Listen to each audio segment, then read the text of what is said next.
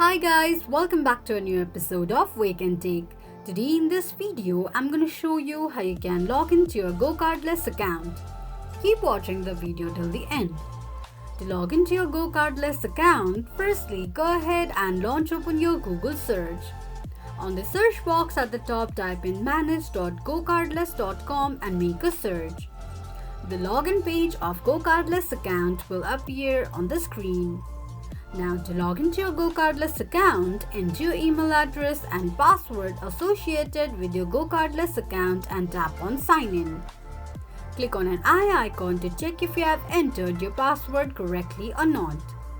In case if you don't remember your password, click on forgotten your password option. This is how you can log into your Gocardless account quickly and easily just in few steps. If you have any thoughts or queries, let us know in the comments section. Don't forget to subscribe to our channel. Also press the notification bell icon so that YouTube will notify you whenever we post a new video. I hope this video was helpful to you. Thank you so much for watching.